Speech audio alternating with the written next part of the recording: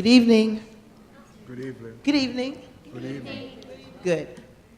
So we have 14 people in the room. Counting me, it would be 15, so we're 4 short of quorum because we need 18 plus the 1.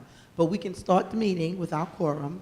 We don't have any issues in which we need to vote upon. So I want to welcome you all back to Borough Board. We missed you last month because we didn't have anything on the agenda. So I encourage you, if you have items that you think are worthy of coming to the Borough Board, let us know so that we don't have to miss meetings. Hi, you're new. Welcome.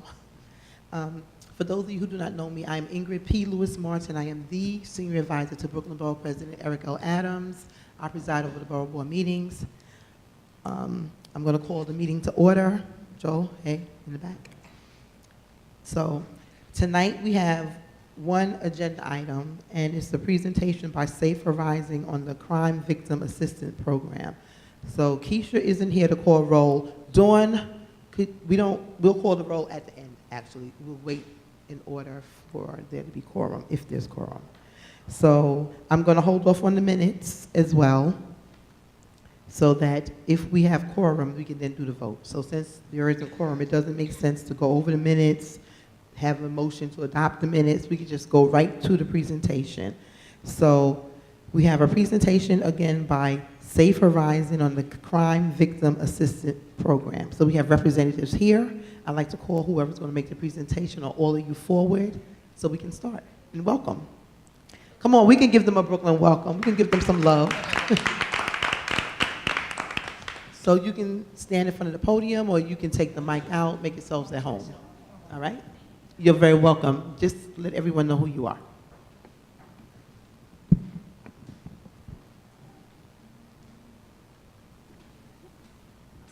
So, take it out. Okay. Why not? No.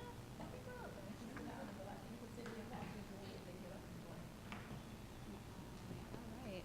So, thank you, everybody, for having us here this evening. Should I sit? Okay. Oh, okay. My name is Nora Moran, and I am the Policy Director for Government Affairs at Safe Verizon. We're really excited to be here this evening talking to you all about our newest program, which is the Crime Victim Assistance Program, which we also call CVAP, so you might hear us use that acronym. So I'm going to give you just a very quick overview of who Safe Verizon is before turning it over to my colleagues to talk in more detail about CVAP specifically. So Safe Verizon is the largest victim services organization in the country. We work with over 250,000 New Yorkers every year, and we work with people who have been victims of all types of crimes, primarily with people who have been victims of domestic violence, sexual assault, child abuse, human trafficking. We do a lot of work with families of homicide victims and other types of crimes. And we provide trauma-informed, client-centered services. What that means is we use the lens of understanding trauma when we are working with our clients, recognizing that being a victim of a crime is a very traumatic experience. And we try to keep our services client-centered, meaning that we really take direction from our clients as to what they are looking for from us and what they need in their lives in order to feel safe. We do a lot of education and community outreach, which is why we're here this evening, just to talk about the different kinds of services that are available to crime victims, and then helping people understand sometimes the best ways to work with folks. We do have a lot of partnerships. That's really sort of the key, at the core of what we do. We work very closely with the NYPD, with the district attorneys, with different housing providers, with the Housing Authority, several city agencies, a lot of healthcare providers, and local community-based organizations who are doing work really at the grassroots level in communities. We also do quite a bit of advocacy around federal, state, and city legislation and budget issues. So we actually at the door left a list of all of our services, first kind of detailing what we provide in Brooklyn specifically, and then things that are citywide. So I would encourage you to take a look at that if you have specific questions about some of our programs, but just to give you a sense, we are at more than 100 sites across the city. Our staff are in police precincts, they're in courts, they're in confidential shelters, they're in mental health centers, child advocacy centers. We run the city's domestic violence hotline. So we're really sort of have our hands in a lot of different things. And our staff will do all sorts of services listed here. We just have a couple: safety assessments, emergency transfers, advocacy in different sort of service settings. We'll do trainings for other professionals and things like that. The handouts that we have goes into much more detail, but this just gives you a sense of sort of who we are and what we do. So I'm going to turn it over to my colleagues to talk to you about our newest program, which is the Crime Victim Assistance Program, which is finally citywide. So. Thank you so much, Nora. Good evening, everyone, and thank you so much for having us here tonight.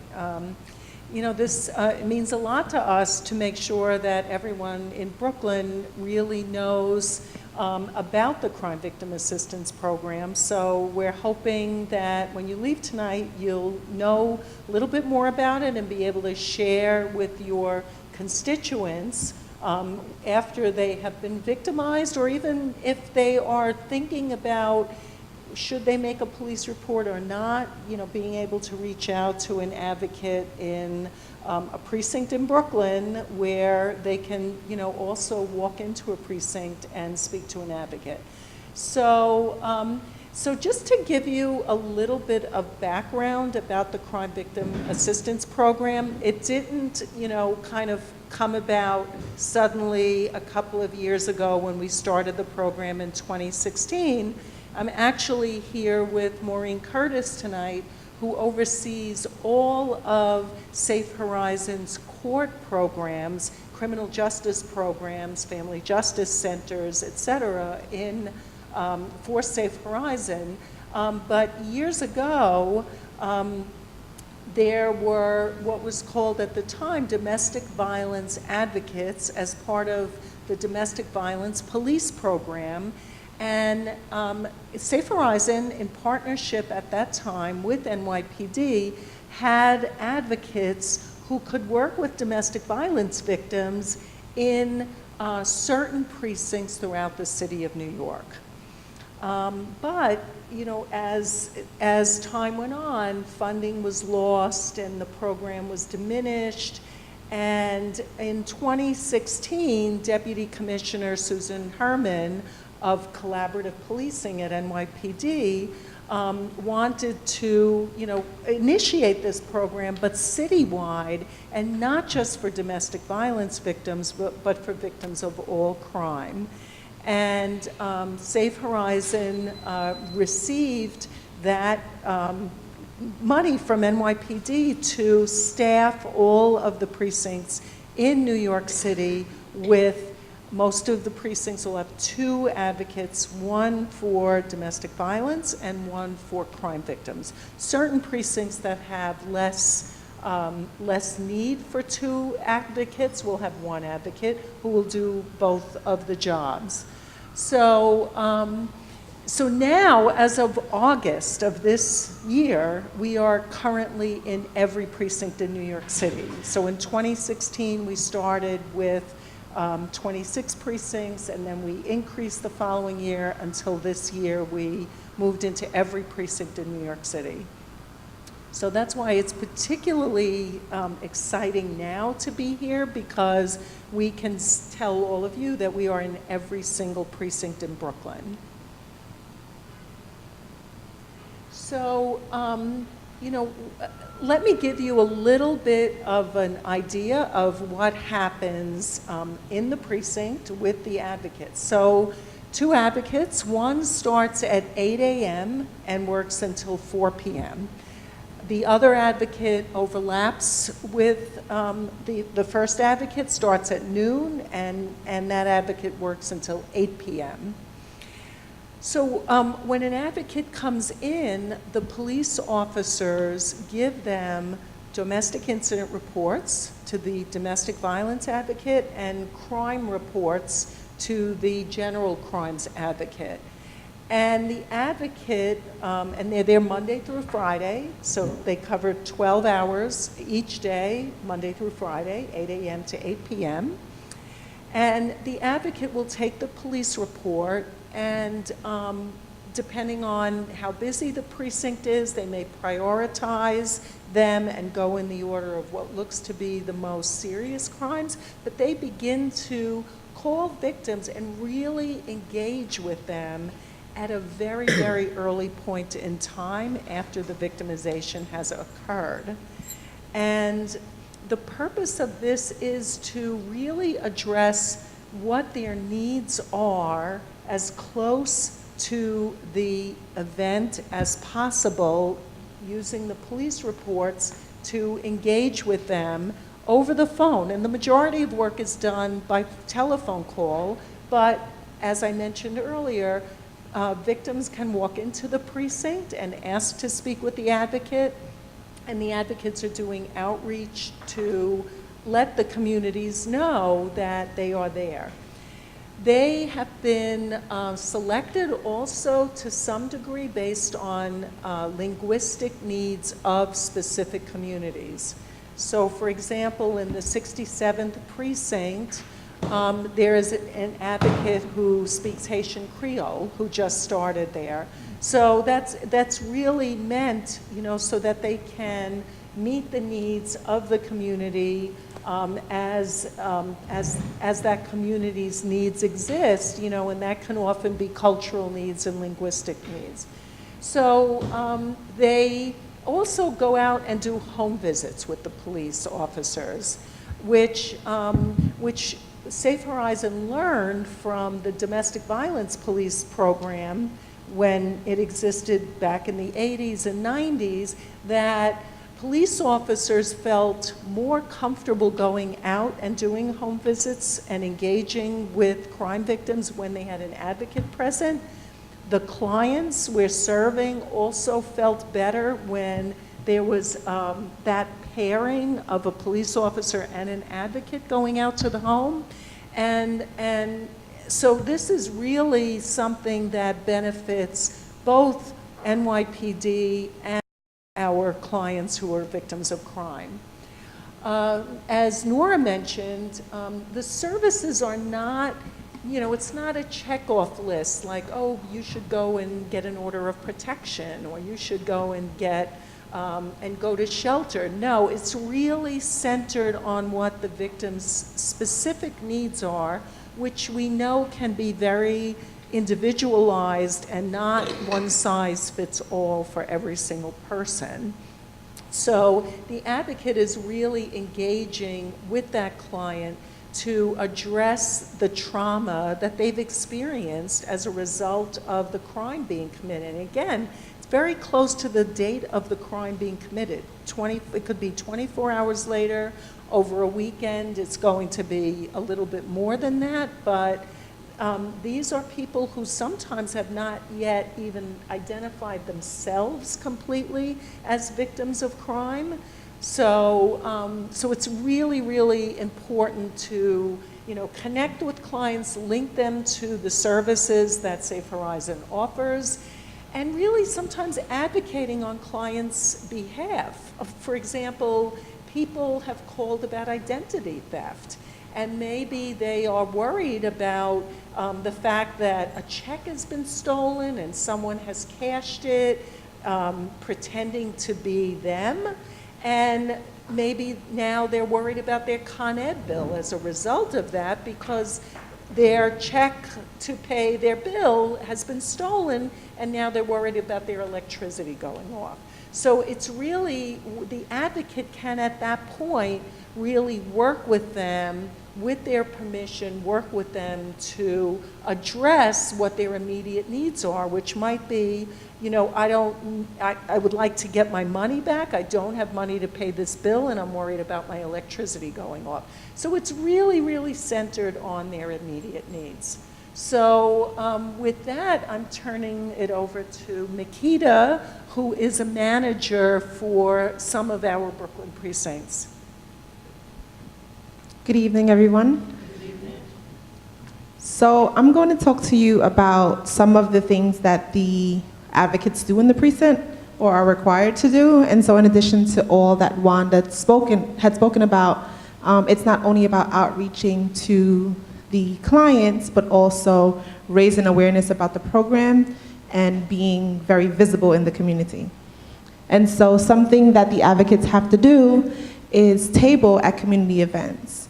And so we've given you guys cards and how you can get in contact with us or how our program works.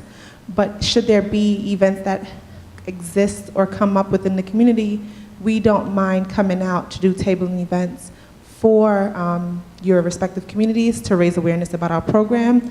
Because when people know better, they do better, and they can probably provide information, if it's not directly them that's impacted, someone that they may know and or love. They also do presentations within the precinct as well as outside. And so something that comes to mind is this month is actually October, which is Domestic Violence Awareness Month. And so a lot of the advocates are heavily involved both through NYPD as well as outside entities to go to different events and present on our program. They also conduct trainings with community members if needed about, the type of services that we provide. I know in the previous slide, Wanda discussed the type of services that we provide, and so we come from an approach that's client-centered, which a lot of people may or may not align with, because at the end of the day, at Safe Horizon, we believe that clients are the experts in their lives. And so when they come to us, we don't want to project what we feel they should do, because at the end of the day, when they leave our offices, they know, and they are the best ones to know what direction their lives lead in. So what we are there for is to support them in what decisions they would like to make, and just make sure that they do it in a safe manner. In addition, advocates should enhance police officers' sensitivity and increase their knowledge by conducting roll call trainings. And so in roll call, they present for about 2 to 5 minutes. We have an approved list of topics, which includes the effects of trauma, DV awareness, teen dating violence, LGBTQ resources, information and resources both within and outside of Safe Horizon. And so an example that I can give you is effects on trauma. I'm not sure if you guys are aware, but a term that is used in the precincts throughout New York City is EDP, which stands for Emotionally Disturbed Person.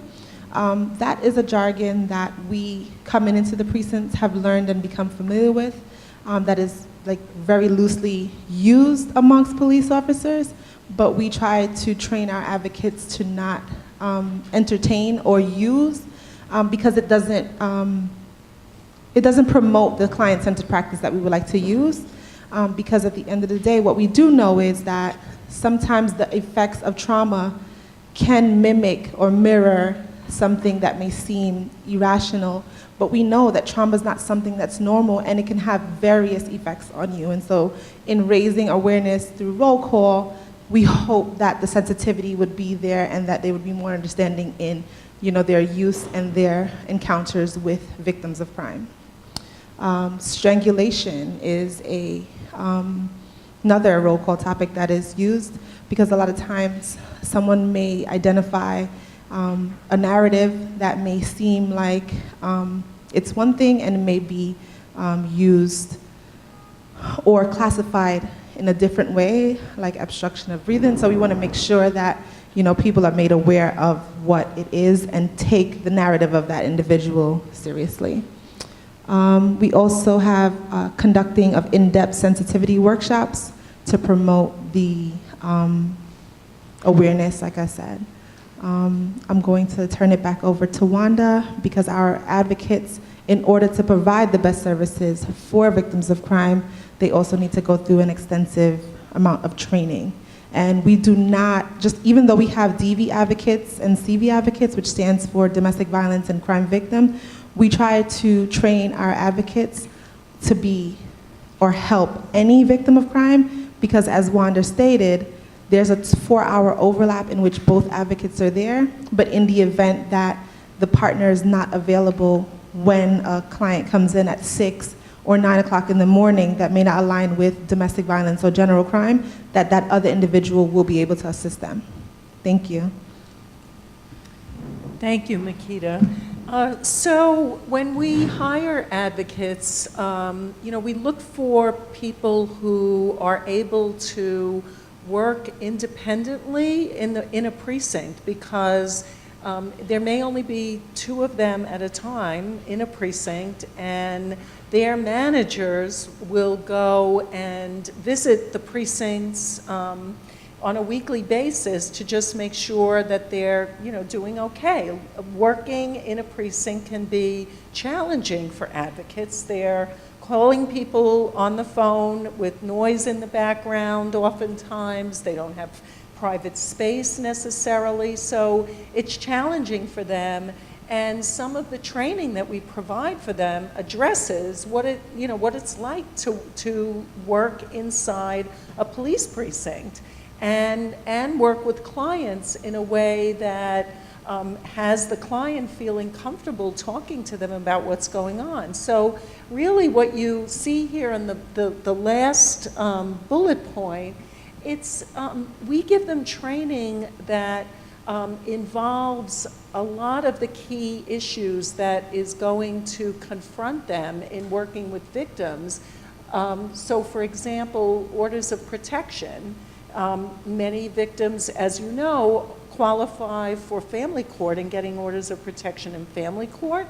But it's, but talking to a client about, what does that mean? What are the choices? What are the options? What are, the pros and the cons of going to family court and getting an order of protection? So it's not just sort of this knee-jerk response, oh, you can go to family court, get an order of protection. It's really talking through, what does it mean to, what does the criminal justice system look like now that this case, may be moving forward in the courts? What can you expect to happen next? It can be very, very confusing and daunting for crime victims to know, what that timeline is like.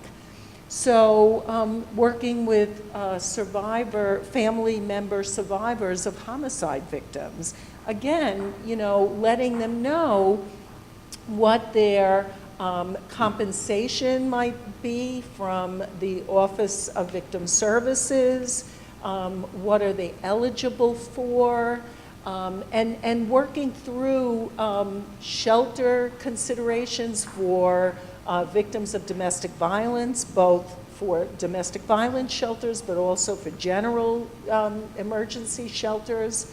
And, housing options. We know housing is a huge issue for people trying to leave abusive relationships. Where can they go, and what assistance is there for them as they seek to actually separate and leave the relationship? So, these are all topics that the advocates are trained on. Now, just jumping to the top of the list is every advocate gets 40 hours of client-centered practice. And, again, what that means is giving them the knowledge and the understanding to engage with victims in a way that really focuses on and helping them identify what are their needs, So it's not just, telling them what to do or where to go, but really talking to them about what their needs might be and what they're identifying. Because, for example, in domestic violence, we know that many people call the police and may not be ready to leave the abusive relationship and may be planning on staying with that person. So what does safety look like under those circumstances, and really helping to talk through what steps they can take if they are, for example, remaining in the household. And some of the other trainings you see here are, also part of their and what's available to them as part of their training is, for example, understanding what vicarious trauma is. I mean, if you're calling victims of crime, one after the other, and you're looking at police reports that outline, very traumatic events, and you're working with someone who says, I don't need the help, how do you engage with that person? Even if, you may be actually feeling, some of that trauma yourself as you're going through, what's happened to them. So using a trauma lens, for example, to understand challenging client behavior. I mean, we know that sometimes people come into precincts and they can, and Makita touched on this, they can present as being, escalated and very upset and anxious. So how do we work with people who, come into precincts, feeling that way and presenting that way in a way that we can really connect with them and provide them with support and provide them with service. And we also know that as people working for Safe Horizon and within a law enforcement environment, also we are mandated reporters.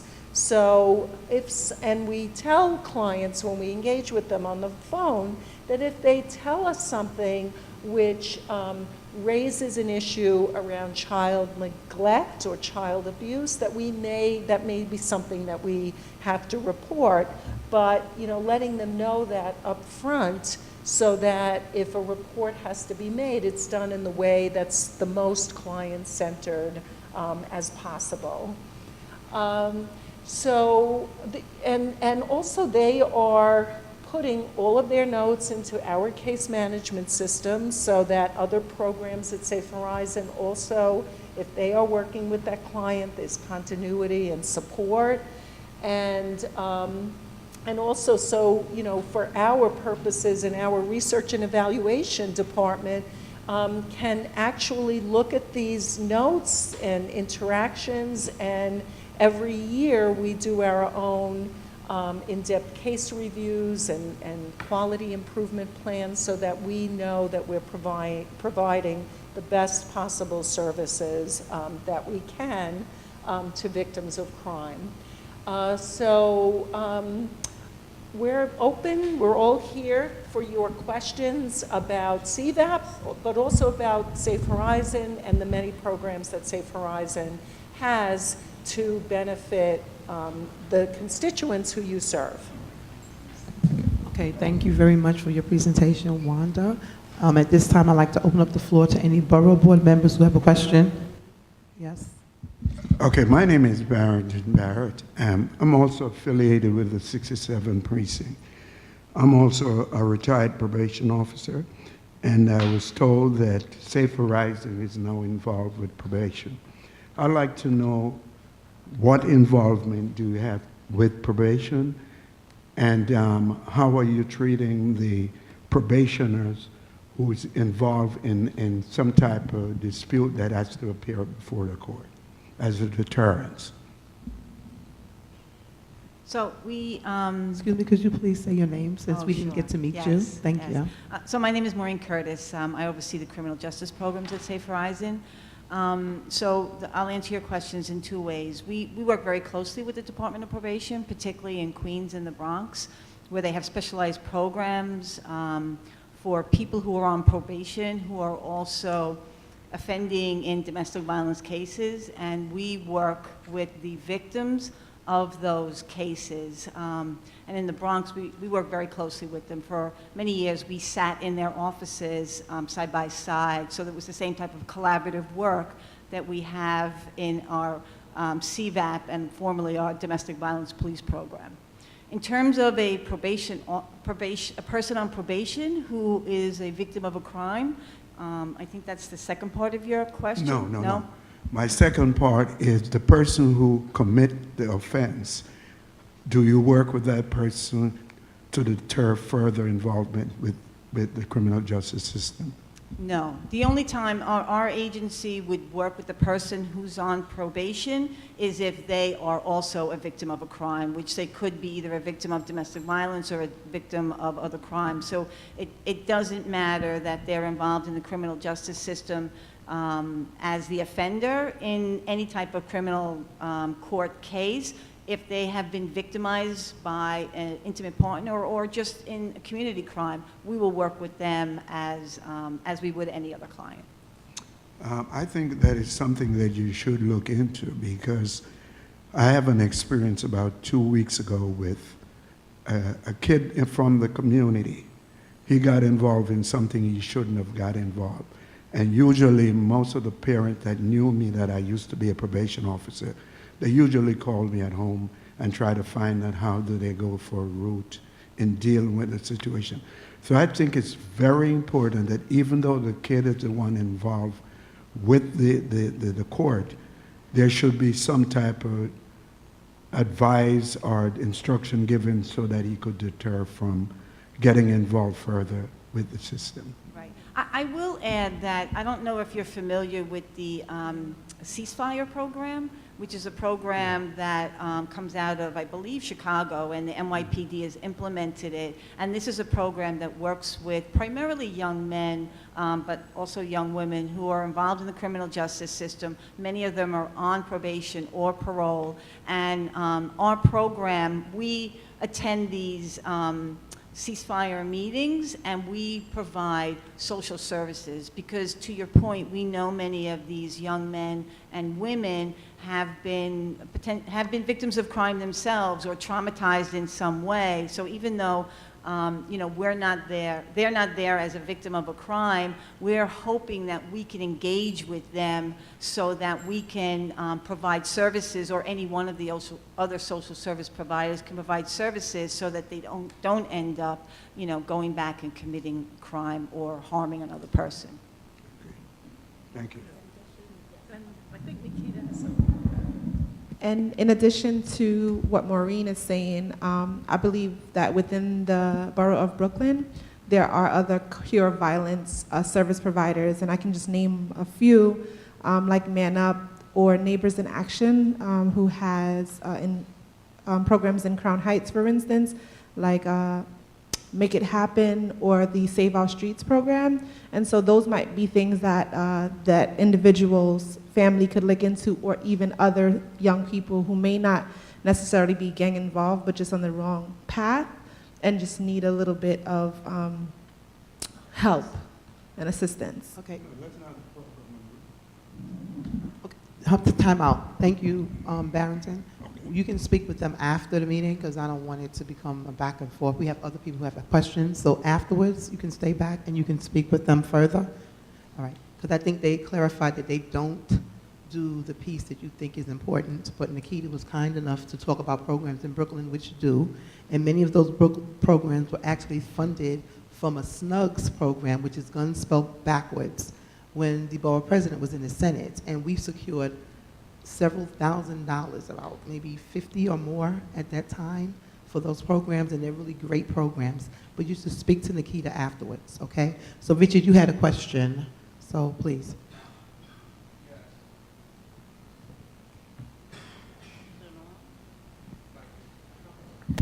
So please just state your name. Richard Flattoe, Community Board 3 Chair, and like to thank Safe Horizons for the presentation you gave on the services you offer to crime victims. I just had a couple of questions. One, what is the term of your contract with NYPD? And also, do you mentioned housing, so do you have facilities for housing, and could you elaborate on that a little bit? So when you say the terms of our contract, you mean Yeah, the how length of long our is it? contract? Yeah. Yeah, so the contract started in 2016. It was a 3-year contract, so we're going into our 3rd year with the opportunity to renew 2 times for 2 years. So the possibility of 7 years is there, which is fairly standard for government contracts. And in terms of housing, We have probably close to 50% of the domestic violence shelters are run by Safe Horizon here in New York City. That includes emergency housing shelter, emergency shelters and Tier 2 shelters, which are longer stay shelters.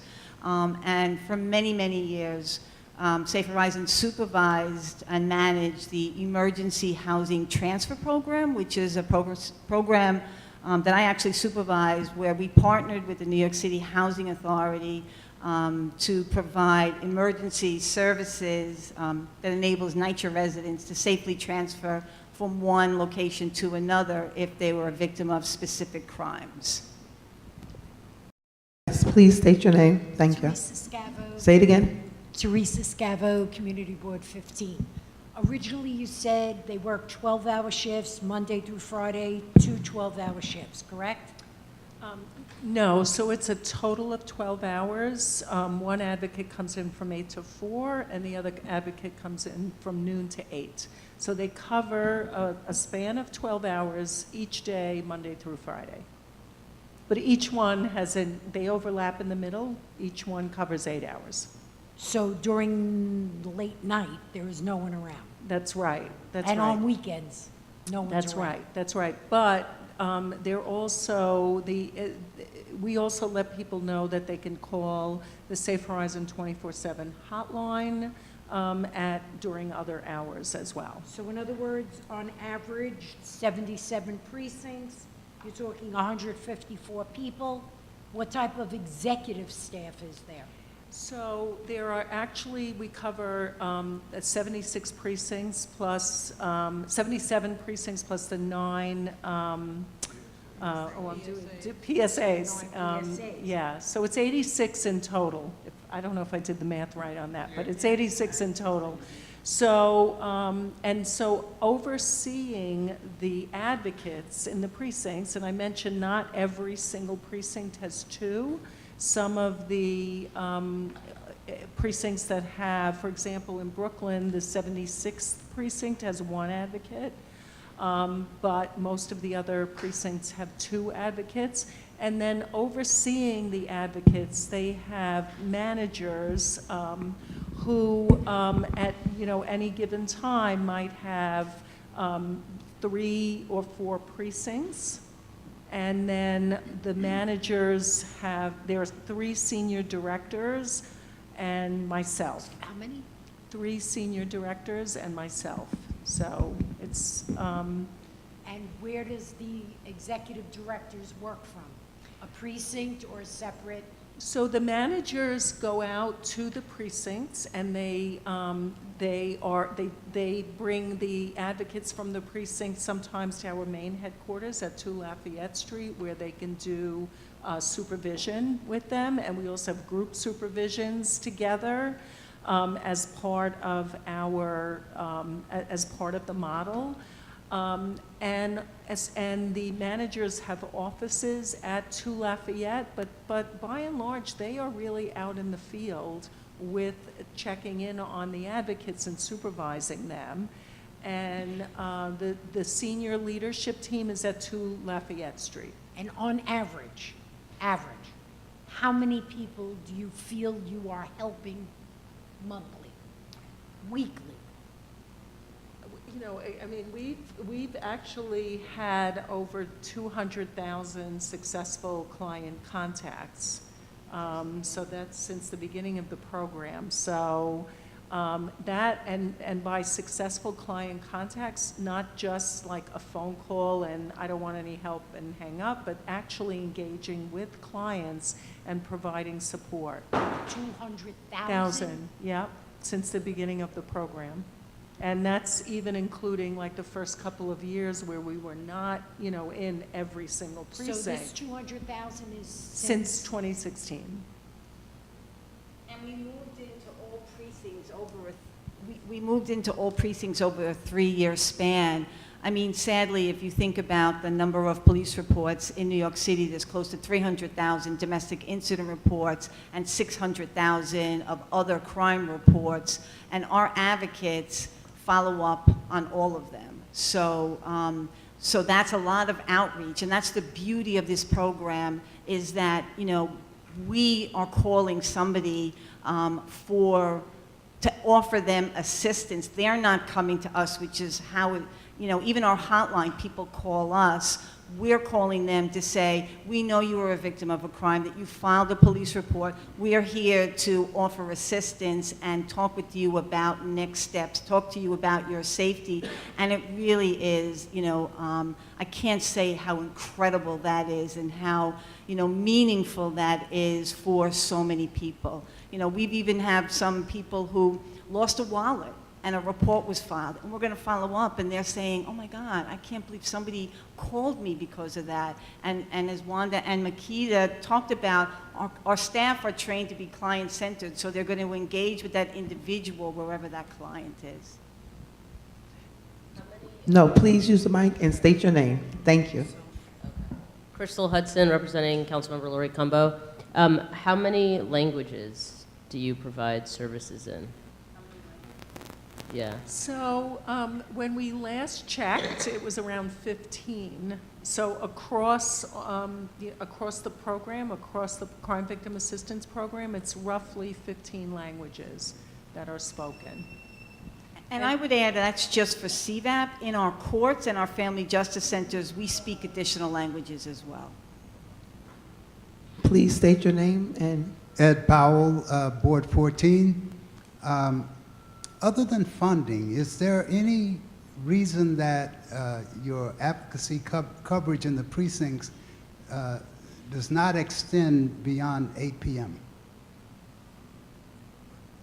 I'll answer that one. It's totally funding. I mean, it takes a lot of funding to fund this program and to have more coverage. I mean, if we had our way, we would be there 24 hours. We would be there on the weekends.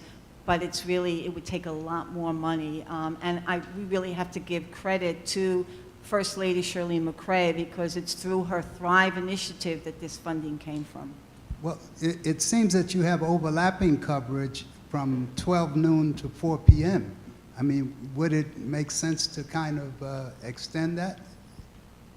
Well, I think the other thing that we're faced with is, it's hard to find staff to work 4 to 12s. So, we made the conscious decision that, to make it easier to find staff, that we would have that overlap. And working in a precinct, like when I started my career in a precinct, and I loved it, but it could be very isolating. At that time, it was just one Safe Horizon staff person working in a police precinct. So having that overlap enables the two staff to bond, to get together, to, really learn from one another in addition to what they're learning from the police officers. Yes, please use the mic. Thank you. Doris Cruz, Community Board 10, and we are coterminous with the 6th Precinct. But I'd like to follow up on the language question. I would say in Bay Ridge, Dyker Heights, we have a minimum of 3 languages. So and I'm assuming that the representative does not speak Chinese, Arabic, Spanish, Italian, and Albanian. How do they reach out to these people? How are language services provided? So in the event that we don't have any advocate who speaks the language, we do have some access to language line, in which we would actually contact the language line prior to outreach into the client and inform the interpreter what information we want to relay to that person. 1, in the event that they answer the phone, or 2, in the event that they don't, to leave a message of how they can communicate back with us. Thank you. And just to add to that, there are also letters that go out from the precinct, and NYPD is currently looking at translating those letters into I think 7 designated languages that are the languages most often, spoken in New York City. So that's, coming along too. And yeah, the 68th Precinct has, a myriad of languages. And I'm assuming we have 1 representative, right? I'm sorry? I'm assuming we have 1 advocate. No, We I do? think you have 2. Wow. Yeah, you have 2 advocates, yep. I'm kind of sorry to hear that. Yes, please. Johnny Granville, Community Board 8. I just wanted to know what type of relationship you all have with your precinct councils and with your community affairs officers.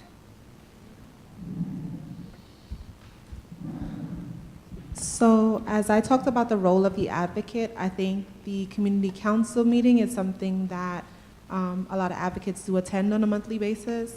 I know that in a lot of commands, they take a break during the summer, and so with this fall coming back, they're starting to continue to go. I know that I've actually accompanied an advocate to the 6-9s community council meeting, and the commissioner had actually come to visit at that location. And you had a second, community affairs. Yes. And so advocates also align closely with community affairs because, like I said, in addition to roll calls, they also have to do community outreach, and the community affairs can be a good resource and networking opportunity to go and collaborate together on events within the community. And so they work really closely with them. So do we have, yes. Hi, Janice Morgan, the Community Board 16. I just wanted to find out, I know you mentioned the Cure Violence programs, but in terms of your workshops that you provide, are any of them focused on adolescents? So I know that some of our advocates have actually gone out to schools and addressed students, particularly teenagers, around relationship abuse and violence in intimate partner relationships.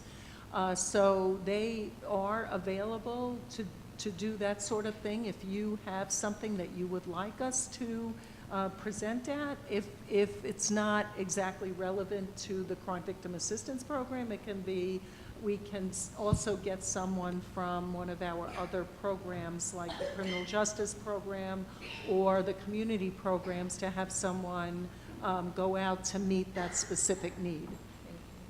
And I would add that we have another initiative in our agency, the Young Men of Color Initiative, where we receive funding through, I think it's OCA, to provide services to young men of color who have been victims of crime. It started in our community programs. It's actually been expanded into our Manhattan and Brooklyn Family Court program and precincts in Brooklyn and Manhattan.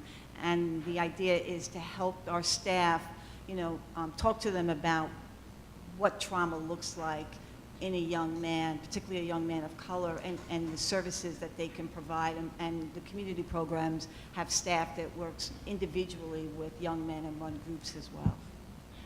Okay, do we have any other questions? Going once, twice, 3 times? Oh, Najani, please.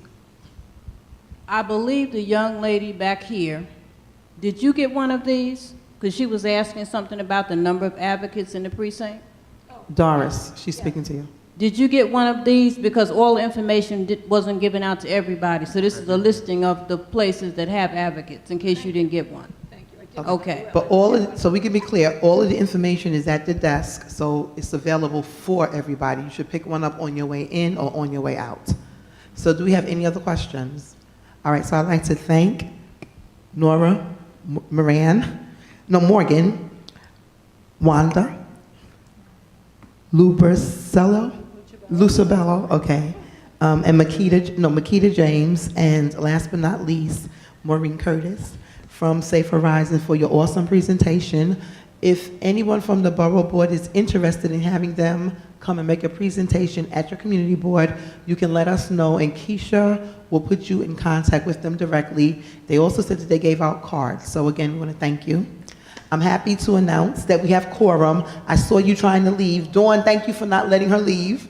So we actually have quorum, so we can move forward with the vote from last, from our minutes, okay? So let me put my glasses on. Okay, thank you very much. Awesome presentation. Thank you. Okay, I need my glasses. So a copy of the minutes, they were sent to everybody. You should have received them. So is there a motion to adopt the minutes from our July 10th, 2018 Borough Board minutes? Please Please use the mic. So moved. Scavo, Community Board 15, motion to adopt the minutes as printed. Thank you, Teresa. May I have a second? Ed Powell, Board 14, second. Thank you, Ed. So may we have a vote? All of those in favor, say aye. Aye. All of those opposed? Any abstentions? Motion carries. Excellent.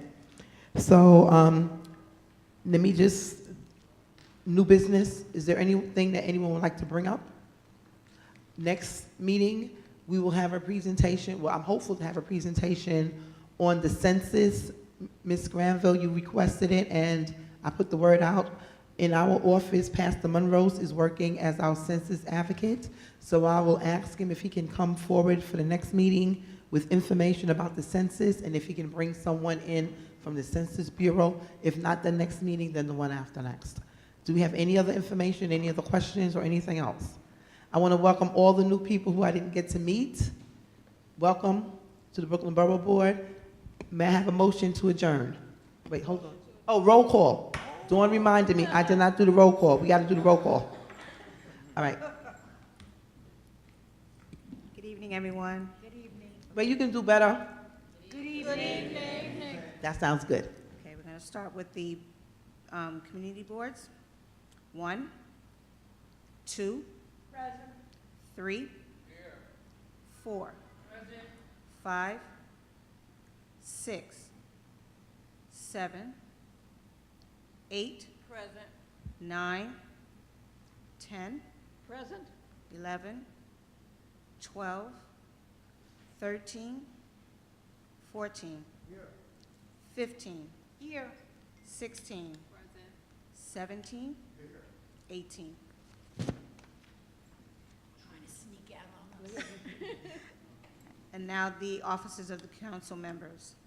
Barron, Carnegie, Cumbo, Deutsch, Espinal, Eugene, Brannan, Yeager, Lander, Levin, Mizell, Ampry Samuel, Menchaca, Reynoso, Traeger, Williams.